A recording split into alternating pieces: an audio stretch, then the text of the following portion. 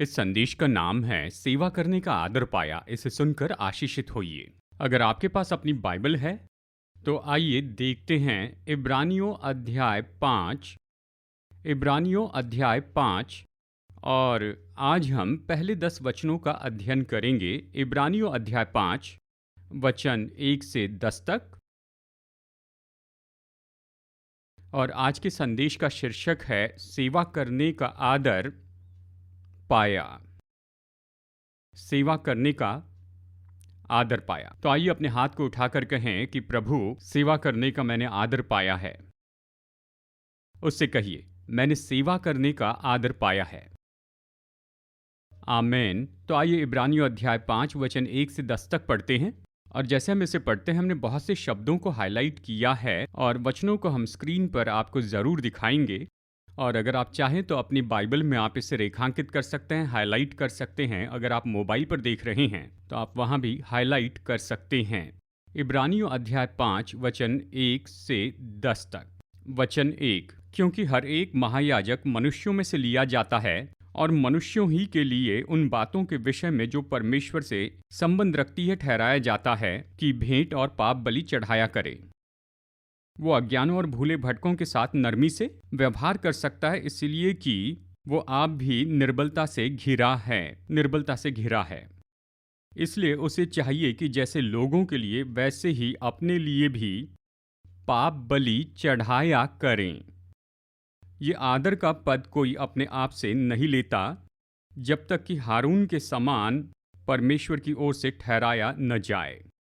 वैसे मसीह ने भी महायाजक बनने की बढ़ाई अपने आप से नहीं ली, पर उसको उसी ने दी जिसने उससे कहा था, तू मेरा पुत्र है, आज ही मैंने तुझे उत्पन्न किया है। इसी प्रकार वो दूसरी जगह में भी कहता है, तू मलिकिसिदक के रीति पर सदा के लिए याजक है। यीशु ने अपनी देह में रहने के दिनों में ऊंचे शब्द से पुकार कर और आंसू बहा कर उससे जो उसको मृत्यु से बचा सकता था प्रार्थनाएं और विनती की, और भक्ति के कारण उसकी सुनी गई। पुत्र होने पर भी उसने दुख उठा कर आज्ञा माननी सीखी, ये कहता है, और सिद्ध बनकर अपने सब आज्ञा मानने वालों के लिए सदा काल के उद्धार का कारण हो गया। और उसे परमेश्वर की ओर से मलिकिसिदक की रीति पर महायाजक का पद मिला। तो आइए यहाँ रुकते हैं। देखिए, कई बार जब आप वचन पढ़ते हैं तो उस भाग से कुछ उभर कर मानो खड़ा हो जाता है।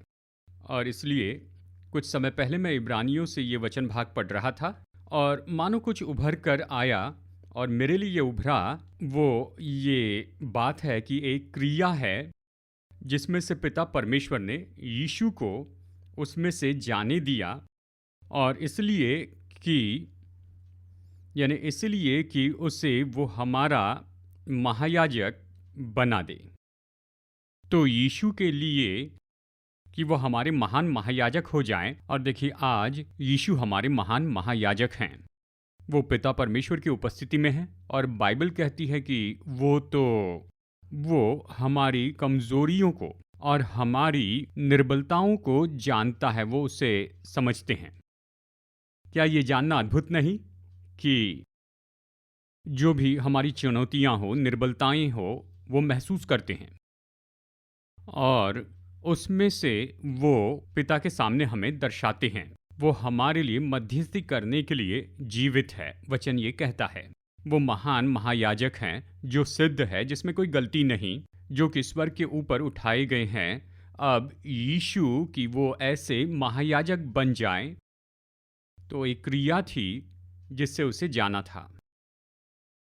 अब इब्रानियों 5 वचन 1 से 10 का ये भाग ये दो याजक का फर्क बता रहे हैं।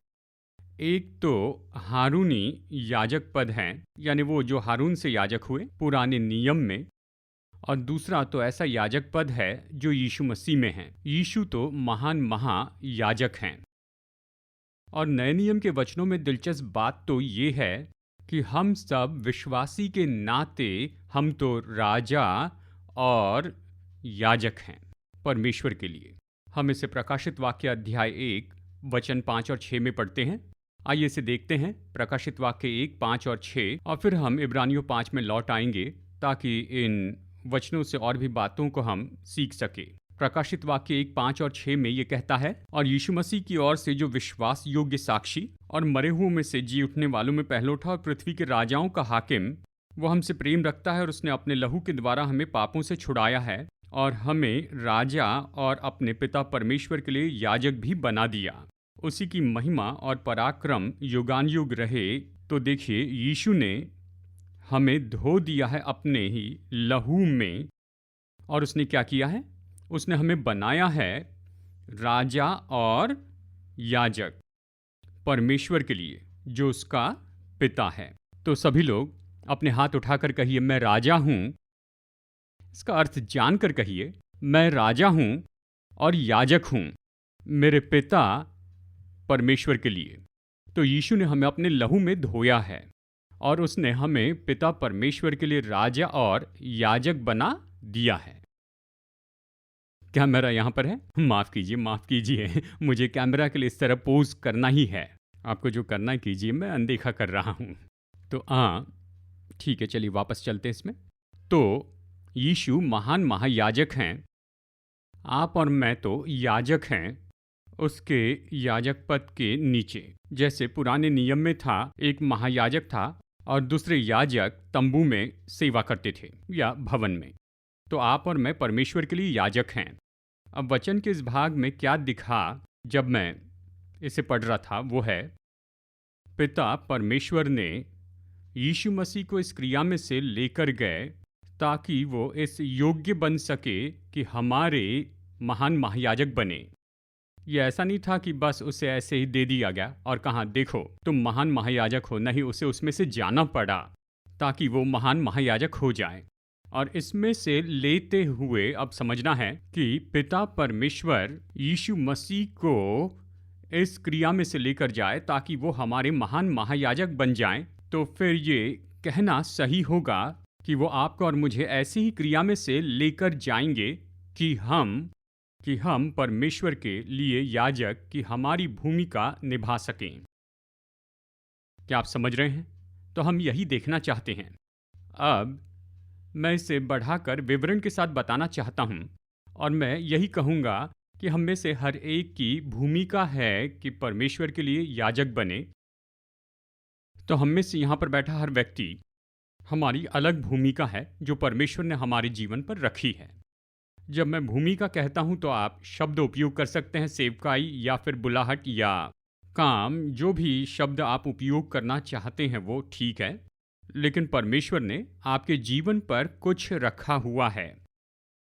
उनमें से एक तो याजक की भूमिका है, जो प्रकाशित वाक्य 1 के इस वचन से आता है। वचन 6 से कि आप परमेश्वर के लिए याजक हैं, ये हमारी भूमिका है। ये तो हमारा काम है, सेवकाई है, बुलाहट है जो परमेश्वर ने हमारे जीवन पर रखी। केवल यही नहीं, दूसरी भी बातें हैं। यहाँ पर बैठे हर व्यक्ति पर, हमारे जीवन पर बुलाहट है और परमेश्वर हमें एक क्रिया से लेकर जाएंगे कि हमें योग्य बनाए, हमें इस काबिल बनाए कि उस बुलाहट को पूरी करें।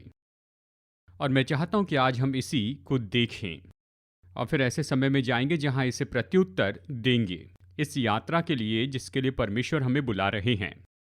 तो यहाँ पर इसके पहले कि हम इस क्रिया में जाए, मैं पहली बात पर जोर देना चाहता हूं। वचन 4, इब्रानियों अध्याय 5 वचन 4, ये कहता है, ये आदर का पद कोई अपने आप नहीं लेता। अब संदर्भ निश्चय याजक पद के बारे में कहता है और इब्रानियों का लेखक कहता है कि ये पद कोई भी अपने आप के लिए नहीं ले सकता। यानी आप खुद को याजक नहीं कह सकते। यानी फेसबुक पेज बनाया प्रीस्ट जोन्स, इंस्टाग्राम पर प्रीस्ट जोन्स, मुझे फॉलो करें, नहीं, आप ये आदर नहीं ले सकते हैं।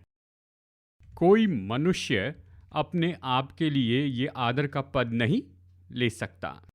मैं चाहता हूं आप समझ ले, ये तो परमेश्वर है जिसने आदर दिया है आपको और मुझे, हमें याजक होने के लिए बुलाने के द्वारा। ये आदर है जो परमेश्वर ने आपके जीवन पर रखा, ये हल्की बात नहीं। और परमेश्वर ने सच में आपका आदर किया है। उसने केवल याजक होने के लिए ये बुलाहट नहीं दी। जैसे हमने कहा, उसने आपके जीवन पर रखी हैं दूसरी चीज़ें, दूसरी बुलाहटें या अनुग्रह, भूमिका और काम। उसने सच में आपका आदर किया। कोई मनुष्य अपने आप ये पद नहीं पा सकता। आप खुद के लिए नहीं कह सकते मैं ये हूं। नहीं, ये बुलाहट जो परमेश्वर ने आप पर रखी है वो सच में ये आदर है जो उसने आपके जीवन पर रखा है। इसलिए इसे हल्के रूप में न लें। सेवा करने के लिए आपको आदर दिया गया। आमेन। याजक के रूप में सेवा करने के लिए आदर दिया गया। आपको आदर दिया गया कि सेवा करे एक व्यापारी के रूप में, या शायद एक स्कूल टीचर के रूप में, शायद डॉक्टर या वकील या इंजीनियर के रूप में, या आपका जो भी व्यवसाय है या परमेश्वर ने आपके जीवन में जो भी रखा है, ये आदर है। इसे हल्के रूप में मत लीजिए।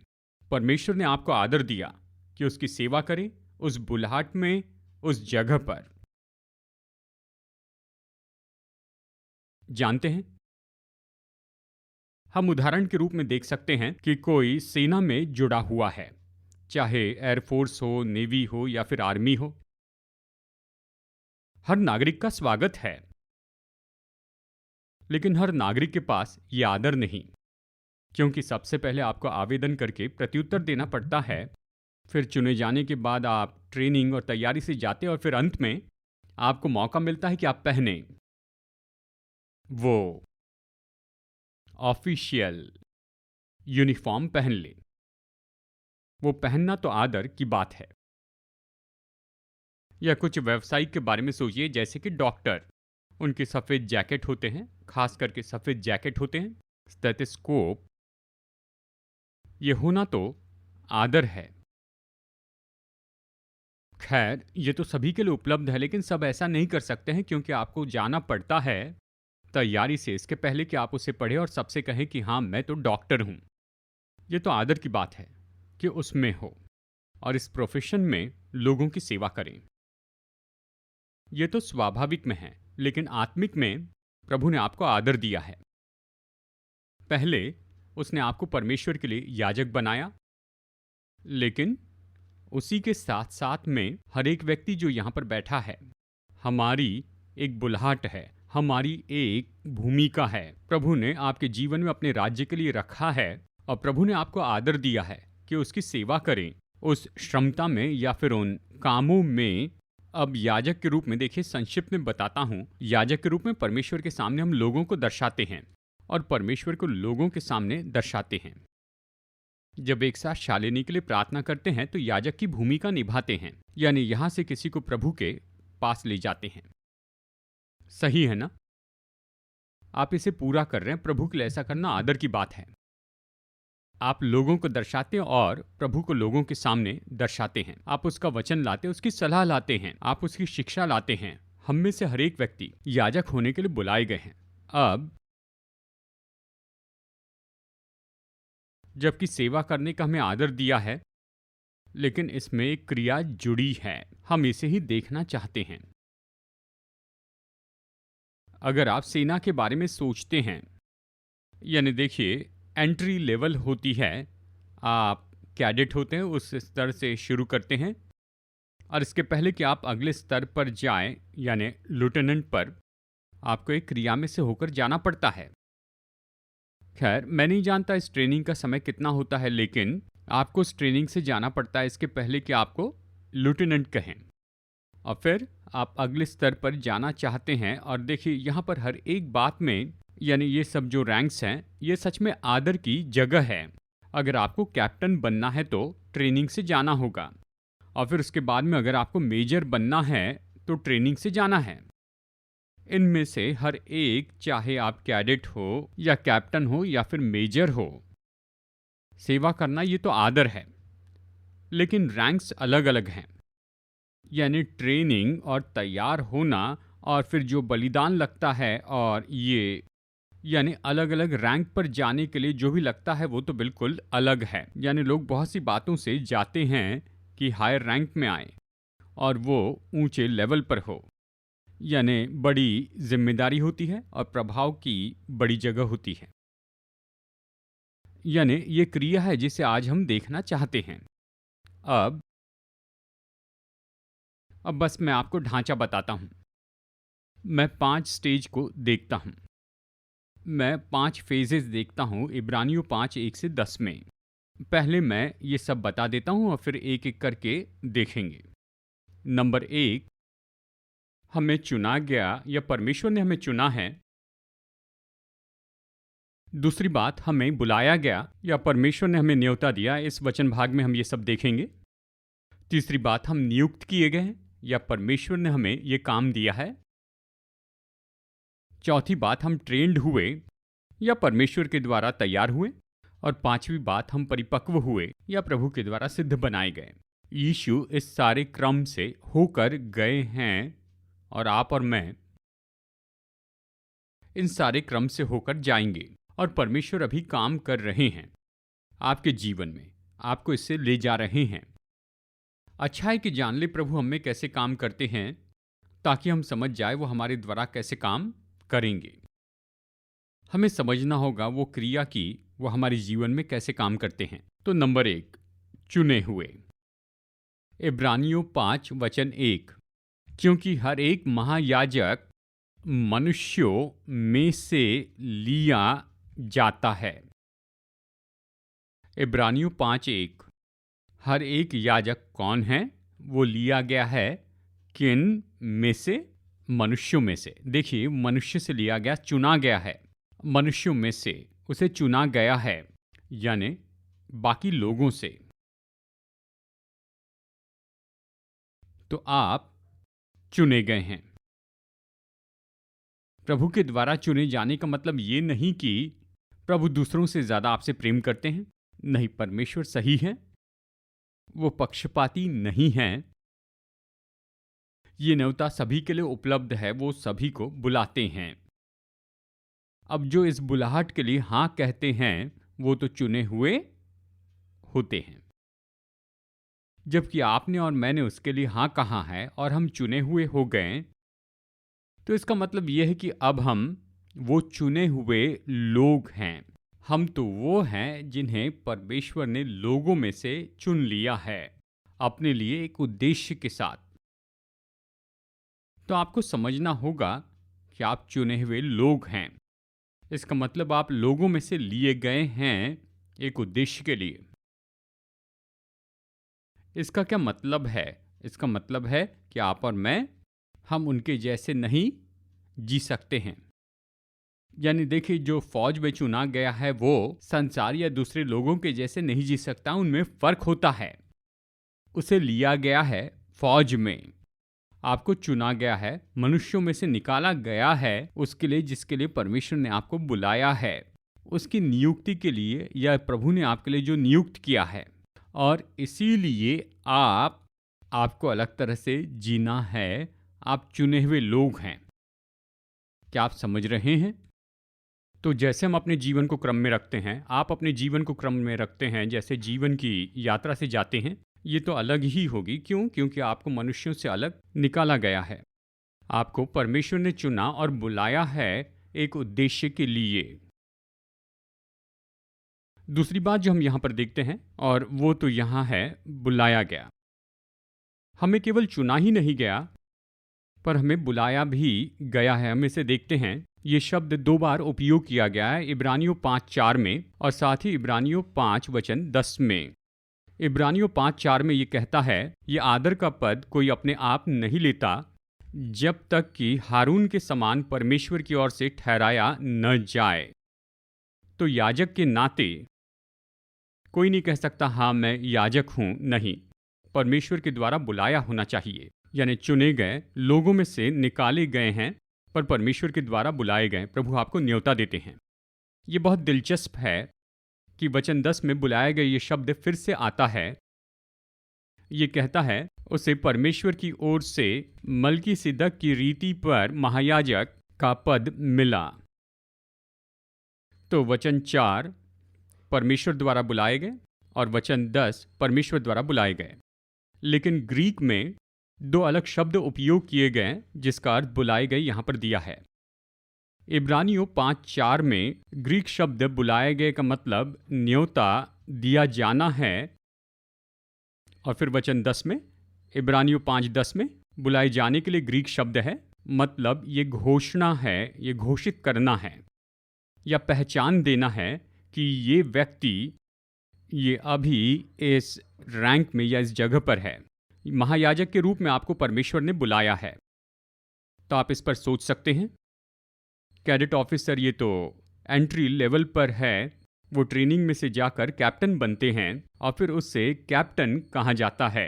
यह इब्रानियों 5:10। ठीक है, वो क्रिया में से होकर गए हैं और अब उसे कैप्टन के रूप में घोषित किया गया, पहचाना गया है। क्या आप समझ रहे हैं?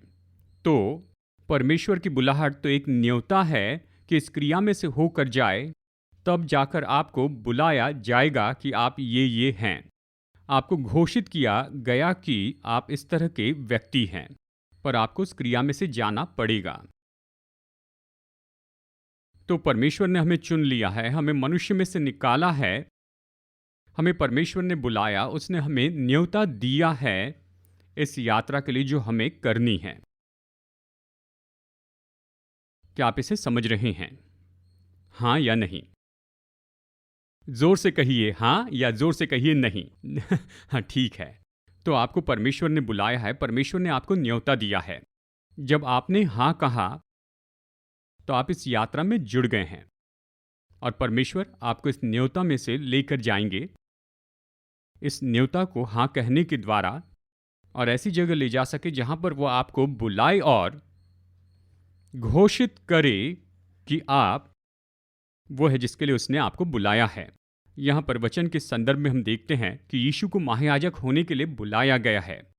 और देखिए, अगर आपके बारे में है तो परमेश्वर ने अगर आपको बुलाया है, वो बुलाहट आप पर है, तो आप घोषित किए गए हैं कि जानते हैं आप ऐसे प्रोफेशनल हो जाए जो अपने दफ्तर में परमेश्वर को महिमा दे सके। आपको बुलाया जाएगा कि आप एक अच्छे व्यापारी हो, कि प्रभु को महिमा दे। आपको बुलाया जाएगा जिसके लिए परमेश्वर ने आपको नियुक्त किया। वो आपको इस यात्रा में से लेकर जाएंगे, उस न्योता से इस जगह तक, घोषणा की जगह तक। आपको कहना है हाँ। क्या आप समझ रहे हैं? तो तीसरी चीज यहां पर हम इस वचन में देखते हैं, वो है नियुक्त किए गए। और देखिए, ये फिर से वचन 1 में है, क्योंकि हर एक महायाजक मनुष्यों में से लिया जाता है और मनुष्यों ही के लिए, उन बातों के लिए जो परमेश्वर से संबंध रखती हैं, ठहराया जाता है कि भेंट और पाप बलि चढ़ाया करे। खैर, संदर्भ तो महायाजक के बारे में है, लेकिन ठहराया जाता, इस पर जोर देना चाहता हूं। यानी प्रभु ने उसे नियुक्त किया, यानी चुने गए, बुलाए गए, आप इस क्रिया में प्रवेश करते हैं और फिर परमेश्वर कहते हैं मैं तुम्हें नियुक्त करता हूं। हर एक महायाजक जो मनुष्यों में से लिया गया है, वो नियुक्त किया जाता है मनुष्यों के लिए, यानी परमेश्वर ने आपको नियुक्त किया है या आपको ठहराया है मनुष्यों के लिए, परमेश्वर से संबंधित बातों के लिए। मतलब परमेश्वर कहते हैं मैंने अभी तुम्हें एक काम दिया है कि मनुष्यों की सेवा करें, पर इसमें कि मुझे लेकर आए, यानी परमेश्वर को लेकर आए उनके पास परमेश्वर के संबंध की बातों में। तो इसे समझ लीजिए कि आपके पास एक काम है, परमेश्वर ने आपको नियुक्त किया है कि मनुष्य की सेवा करें। यह आदर की बात है। परमेश्वर की सेवा के इस आदर में उसने आपको नियुक्त किया कि आपको पृथ्वी पर किसी काम के लिए नियुक्त किया कि लोगों की सेवा करें किसी तरह से, जिसके लिए उसने आपको बुलाया, आपके जीवन को नियुक्त किया कि आप लोगों की सेवा करें। परंतु ये कहता है परमेश्वर के संबंध की बातों में, मतलब परमेश्वर से यहाँ संबंध है आपके नियुक्त होने में, आपके काम में। आप इस पृथ्वी पर जो भी कर रहे हैं उसमें परमेश्वर जुड़ना चाहते हैं। ये परमेश्वर से बाहर नहीं है। आप जो भी कर रहे हैं, शायद विद्यार्थी हो या प्रोफेशनल हो या किसी इंडस्ट्री में काम कर रहे हैं, प्रभु ने आपके जीवन के लिए जो नियुक्त किया उसमें परमेश्वर का संबंध है। आप परमेश्वर को लोगों के पास लाते हैं और आप लोगों को परमेश्वर के पास ले जाते हैं। तो आइए एक साथ कहते हैं, मुझे परमेश्वर ने चुना है परमेश्वर ने मुझे बुलाया है और परमेश्वर ने मुझे नियुक्त किया। परमेश्वर ने आपको नियुक्त किया है मनुष्यों के लिए कि लोगों की सेवा करें परमेश्वर के संबंध की बातों में। यदि लोग जो आपके स्कूल में हैं या आपके कॉलेज में हैं या आपके दफ्तर में या जहाँ कहीं भी आप लोगों से मिलते हैं, काम करते हैं, वो आपके द्वारा परमेश्वर को देखेंगे। परमेश्वर ने आपको नियुक्त किया, वहाँ पर उसने आपको काम दिया ताकि आप लोगों की सेवा करें परमेश्वर के संबंध की इन बातों में। और इसलिए अपने काम को हल्के रूप में न लें। इस तरह प्रभु की सेवा करना आपके लिए आदर है। उस जगह जहां परमेश्वर ने आपको नियुक्त किया, वो चाहते हैं कि आप विश्वास योग्य हो, वो चाहते हैं कि आप ईमानदार हो, चाहते हैं कि आप सबसे उत्तम हो। क्या आप समझ रहे हैं? खुद को देखिए। जानते हैं जब आप अपने दफ्तर में जाते हैं या आप जाते हैं, यानी आप स्कूल में आप जाते हैं, स्कूल में क्लासरूम में विद्यार्थियों से बातचीत करते हैं। परमेश्वर ने मुझे यहाँ इसके लिए नियुक्त किया है। ये परमेश्वर की नियुक्ति है मेरे लिए। मैं यहाँ हूँ और मैं अच्छा करना चाहता हूँ। मैं प्रभु को दर्शाना चाहता हूँ मेरे कामों द्वारा। इन लोगों में प्रभु ने ये मेरे लिए नियुक्त किया। ये मेरा आदर है कि मैं इस जगह प्रभु की सेवा करूं। नंबर 4, हम ट्रेन हुए हैं, परमेश्वर के द्वारा तैयार हुए। हम इसे वचन 8 में देखते हैं, इब्रानियों 5:8। पुत्र होने पर भी उसने दुख उठा उठाकर आज्ञा माननी सीखी, कहता है। यीशु के बारे में कहता है, यीशु इस क्रिया में से होकर गए और इसका भाग था सीखना। कल्पना कर सकते हैं कि वो जो कि अनंतकाल का वचन था, जो परमेश्वर का पुत्र बना, वचन ने देह धारण किया और इस पृथ्वी की अपनी यात्रा में वो सच में सीख रहा था।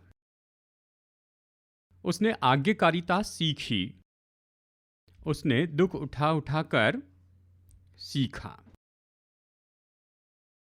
ये शब्द सीखना, इसमें 2 बातें हैं, हम ग्रीक में से देखते हैं। इसका मतलब है कि ज्ञान प्राप्त करें, लेकिन साथ ही अनुभव के द्वारा सीखें। तो फिर यीशु पृथ्वी के जीवन में वो ज्ञान और अनुभव पा रहे थे। उसने सीखा, दुख उठाकर उसने आज्ञा माननी सीखी। अगर हम यीशु के पृथ्वी की सेवकाई के दिनों में उसके पास जाते और कहते, यीशु क्या हो रहा है, जैसे आप यहाँ जीवन की यात्रा में हैं, क्या हो रहा है? तो वो कहते, मैं सीख रहा हूं। क्या आप क्या सीख रहे हैं? मैं सीख रहा हूं कि मनुष्य होना क्या है। क्योंकि इब्रानियों की पत्री का अध्ययन करें, खास करके अध्याय 2 में देखें, इब्रानियों का लेखक इसे बताता है कि जिसने सबकी सृष्टि की है, जो अपनी सामर्थ से सबको संभाले हुए है, वो हमारे जैसे हो गया ताकि वो ये सीख सके कि हम में से एक होने का मतलब क्या है, ताकि वो ये महान महायाजक हो जाएं कि हमें दर्शा सकें। और इसलिए इब्रानियों में हम देखते हैं, उससे हमारा महायाजक कहा गया है कि वो हमारे महसूसीकरण को जानता है, वो हमारी निर्बलताओं के महसूसीकरण को जानते हैं। ऐसा क्यों है? क्योंकि उसने महसूस किया, उसने ये सब कुछ सीखा, मतलब इसमें से होकर गए, यानी उसने सच में इसका अनुभव किया। उसके पास पहला अपना अनुभव है, उसके पास ये ज्ञान है जो आप महसूस करते हैं, और इसीलिए वो इस योग्य हैं कि वो हमारे महान महायाजक हो जाएं। तो आज हमारे पास में ऐसा महान महायाजक है जो स्वर्गों में से होकर गया। बाइबल कहती है उसे उठाया गया और उसके जैसा कोई महायाजक नहीं है। वो तो अशुद्ध नहीं हुआ, वो शुद्ध है, वो निर्दोष है, और वो तो ऐसा है जिसने अनुभव किया है, जिसका आज हम अनुभव करते हैं। उन बातों को वो जानते हैं। पर यह उसके लिए आसान नहीं था। उसे तो इस पृथ्वी पर जीना था जैसे हम जीते हैं। उसे मानवता के वस्त्र पहनना था। उसे उसमें से जाना था और उसने ये सीखा। उसने दुख उठाया। मानवता में आना इतना आसान नहीं था कि इस तरह के संसार में जिए। उसे इसमें से होकर जाना पड़ा ताकि वो महान महायाजक हो जाए। तो अगर यीशु को ये सीखना पड़ा, मतलब इस तरह से उसे ट्रेन्ड होना पड़ा, तो मेरा विचार है हमारे बारे में क्या, परमेश्वर हमें भी उस ट्रेनिंग में से लेकर जाएंगे। यीशु के लिए कोई शॉर्टकट नहीं था और ना ही हमारे लिए शॉर्टकट है जब ट्रेन्ड होने की बात आती है। क्या आप सुन रहे हैं? हाँ या नहीं? तो हालांकि परमेश्वर ने आपको चुन लिया है, बुलाया है, नियुक्त किया है, वो आपको साथ ही ट्रेनिंग दे रहे हैं, वो आपको तैयार कर रहे हैं। और इस ट्रेनिंग का एक भाग है, जैसे उसने यीशु को ट्रेन किया कि हमें जीवन का अनुभव दे जहां पर हम लोग जाने कि दूसरे क्या महसूस करते हैं, वो किस में से जाते हैं, ताकि हम उन्हें प्रचार करें, उन्हें परमेश्वर के सामने दिखाएं और परमेश्वर को उनके सामने दिखाएं। वो हमें मौका देता है कि हम लोगों के जीवन में कदम रखें, कि उनके साथ यात्रा करें, उनके साथ हो, उनके दुखों में या उनकी मुश्किलों में या चुनौतियों में, ताकि हम उनके लिए परमेश्वर के याजक हो वहां उनकी उस परिस्थिति में। तो आप मत भागिए उन अवसरों से। मैं यही कहूंगा, जब प्रभु न्योता देते हैं कि हम लोगों के जीवन में कदम रखें, क्योंकि जब आप छू लिए जाते हैं उनके महसूसीकरण से, तभी हम लोग उन्हें दर्शा सकते हैं परमेश्वर के सामने।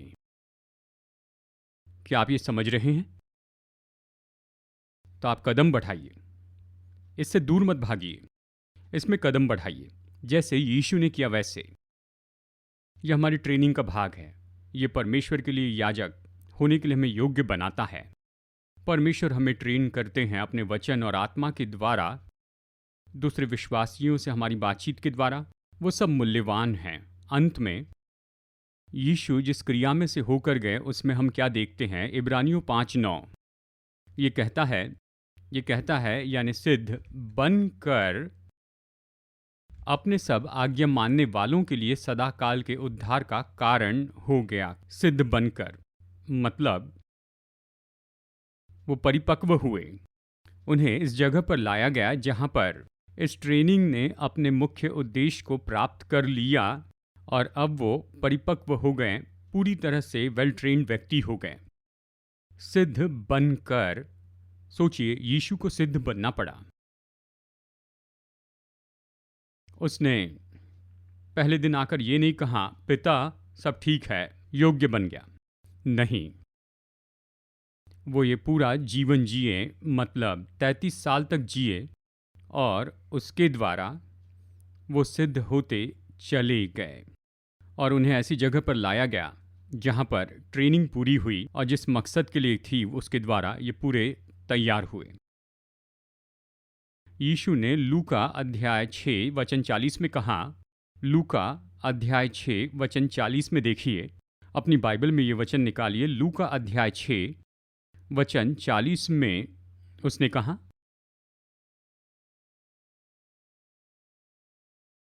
चेला अपने गुरु से बड़ा नहीं, परंतु जो कोई सिद्ध होगा वो अपने गुरु के समान होगा। चेला अपने गुरु से बड़ा नहीं है, परंतु जो कोई सिद्ध होगा या ट्रेंड होगा वो अपने गुरु के समान होगा। तो हम चेले हैं, वो शिक्षक हैं। हम याजक हैं, वो महान महायाजक हैं। हम उससे बड़े नहीं हैं। अगर वो ट्रेनिंग में से होकर गए तो हम भी जाएंगे। और हर कोई जो सिद्ध ट्रेनिंग पाएगा वो अपने गुरु के जैसे होगा। मतलब आप ट्रेनिंग में से होकर जाएंगे, प्रभु आपके जीवन में जो काम कर रहे हैं उससे जाएंगे। आप होकर जाएंगे उस ट्रेनिंग से, जो प्रभु आपको सिखाना चाहते हैं आपके जीवन में उसमें से जाएंगे, ताकि आप गुरु के जैसे हो। तो आप ट्रेनिंग को न छोड़ें और इससे किसी तरह बच निकलने की कोशिश मत कीजिए, पर ट्रेनिंग में से जाएं ताकि हम अपने गुरु के जैसे हो जाएं। तो आज हम क्या कह रहे हैं, हम कुछ समय बाद प्रार्थना करेंगे। हम क्या कह रहे हैं? हम कह रहे हैं परमेश्वर ने हम में से हर एक का आदर किया है। उसने हमें मौका दिया कि हम उसकी सेवा कर सकें। प्रभु की सेवा करना आदर है। आमेन। देखिए, निश्चय ही हम सब परमेश्वर के लिए याजक हैं। मतलब हम लोगों को प्रभु के सामने और प्रभु के सामने लोगों को दर्शाते हैं। हम सब की ये भूमिका है। आप एक याजक हैं। और इसी के साथ साथ परमेश्वर ने विशेष बुलाहट भी दी है। इस तरह उसने हम में से हर एक का आदर किया।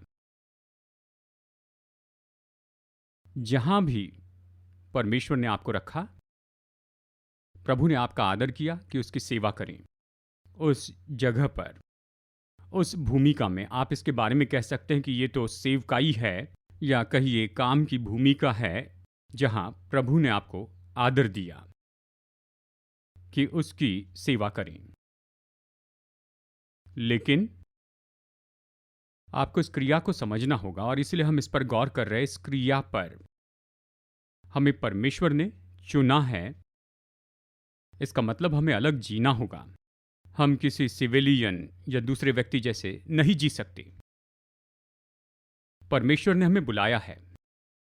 अब ये बुलाहट तो एक यात्रा के लिए दिया गया न्योता है, जहां पर वो ये घोषित करे कि हम तो पूरी तरह ट्रेंड हुए हैं और बिल्कुल तैयार हैं। इस बुलाहट में हम नियुक्त किए गए हैं। परमेश्वर ने हमें नियुक्त किया है किसी काम के लिए। आप अपने जीवन में देखिए कि परमेश्वर ने आपको कहां पर नियुक्त किया है। यह ऐसा नहीं कि पैसे कमाने हैं, पर पैसे की जरूरत नहीं है। खैर, हमें पैसा कमाना है, यह महत्वपूर्ण है। पर पैसा कमाने की क्रिया में देखिए परमेश्वर ने आपको कहां नियुक्त किया है। परमेश्वर ने आपको नियुक्त किया कि मनुष्य की सेवा करें। परमेश्वर के बारे में मतलब अलौकिक संबंध है आपकी नियुक्ति में। और इस यात्रा में प्रभु आपको ट्रेन करेंगे, तैयार करेंगे। तो सीखने की इच्छा रखिए, बढ़ने की इच्छा रखिए, आत्मिक रीति से, भावनात्मक रीति से, हर तरह इच्छा रखिए। इस ट्रेनिंग का भाग है कि दूसरों के अनुभव में कदम रखिए, ताकि वो जिसमें से जा रहे हैं उसके द्वारा आप छू लिए जाए, जैसे यीशु ने किया, ताकि आप उन्हें प्रभु के सामने दिखा सकें। और फिर प्रभु हमें ऐसी जगह पर लाना चाहते हैं जहां हम परिपक्व होते हैं। प्रभु कहते हैं तुम तैयार हो, जो भी कर रहे हो उसके लिए पूरे तैयार हो, कि पूरी यात्रा में आगे बढ़ें और उस भूमिका को पूरा करें इस पृथ्वी पर आपके अंतिम दिनों तक। आज के दिन मैं आपको ये करने के लिए न्योता देना चाहता हूं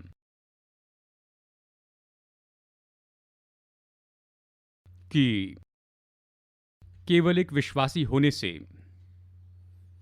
आगे बढ़ते जाएं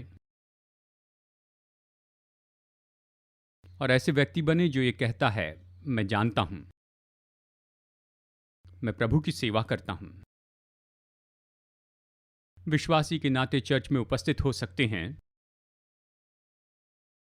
चर्च के भाग बन सकते हैं, उपस्थित रह सकते हैं, आकर चले जाते हैं, पर यह मसीह जीवन नहीं है।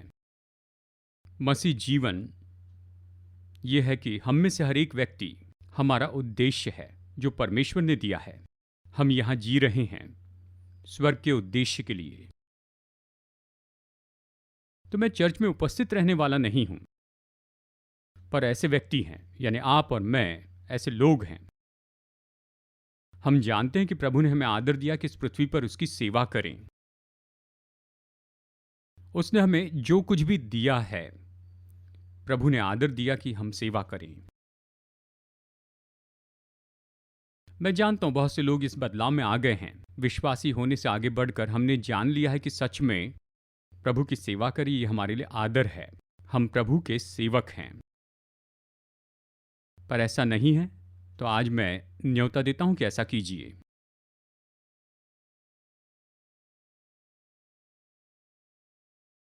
अगर ऐसा है तो मैं प्रोत्साहित करता हूं कि आप कहें, हाँ प्रभु, मैं समझता हूं मैं स्वर्ग के मिशन पर यहां हूं, मैं आपकी सेवा कर रहा हूं, मेरा जीवन आपका है, आपकी सेवा करना मेरा आदर है। मैं अपनी यात्रा में बने रहूंगा ताकि आप मेरे बारे में घोषित करें। आप घोषित कर सकते हैं, जान सकते हैं, ये बोल सकते हैं कि मैं परिपक्व हो गया और आपने जिसके लिए बुलाया उसे करने को तैयार हूं। तो आइए इस समय हम प्रार्थना करेंगे। आप प्रार्थना करके कहें, प्रभु, मैं तो केवल विश्वासी नहीं, ऐसा नहीं जिसने उद्धार पाया हो और स्वर्ग में जाऊंगा, पर मैं ऐसा होना चाहता हूं जो प्रभु की सेवा करता है। मैं मिशन वाला व्यक्ति होना चाहता हूं, या मैं ऐसी स्त्री हूं जो प्रभु के काम के लिए नियुक्त हूं। मैं अपना जीवन ऐसे जीना चाहती हूं। आइए प्रार्थना करें। समय लीजिए, प्रार्थना कीजिए। आप बैठे ही रहिए, बस प्रार्थना कीजिए अपने हृदय में, अपने तरीके से। मैं काम करने वाला व्यक्ति होना चाहता हूं।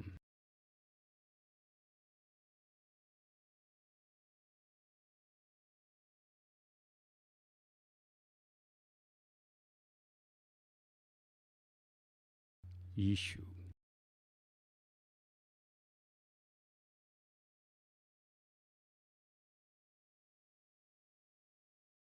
प्रभु हमारे जीवन में हमारा उपयोग कीजिए, अपनी सेवा के लिए उपयोग कीजिए। पिता, मैं प्रार्थना करता हूं इस ऑडिटोरियम में जैसे ये सभी लोग आपकी ओर देख रहे हैं और साथ ही ऑनलाइन में ये प्रार्थना कर रहे हैं, प्रभु,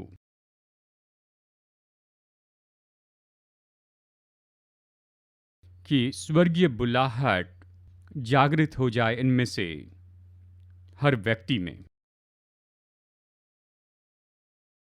कि हम ये जान लें कि हमें मनुष्यों में से निकाला गया है और परमेश्वर के संबंध में मनुष्यों के लिए नियुक्त किया है। यहाँ परमेश्वर द्वारा दिए गए मिशन पर हम हैं, हर एक व्यक्ति, हर एक व्यक्ति। हम इस अलौकिक काम को समझते हुए अपना जीवन इस तरह से जी सके और इस बात को जानते हुए जीवन की यात्रा करें, ये जानते हुए कि परमेश्वर ट्रेन कर रहे हैं, आकार दे रहे हैं, हमें तैयार कर रहे हैं और मुझ में काम कर रहे हैं, मुझे परिपक्व कर रहे हैं, ताकि मेरे जीवन के लिए जो भी नियुक्त किया गया है वो पूरा हो। हम इस बात को जानकर अपना जीवन जिए, प्रभु।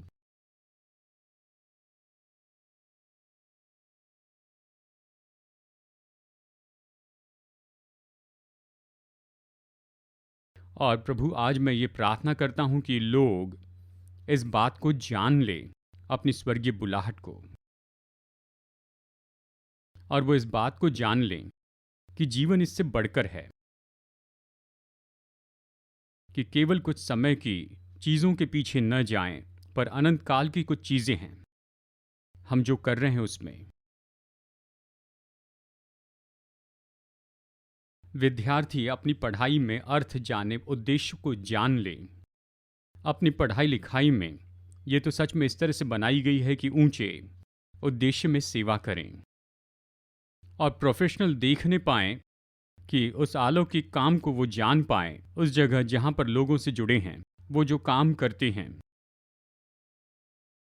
कि गृहिणियां इस बात को देख सकें कि प्रतिदिन के काम के द्वारा इसमें अलौकिक उद्देश्य है। उनके आसपास के सभी मौकों के लिए इनकी आंखें खुल जाएं, जहां पर परमेश्वर के संबंध में ये लोगों के बीच में सेवकाई कर सके, क्योंकि यहां पर का हर एक व्यक्ति, हर एक विश्वासी तो याजक है।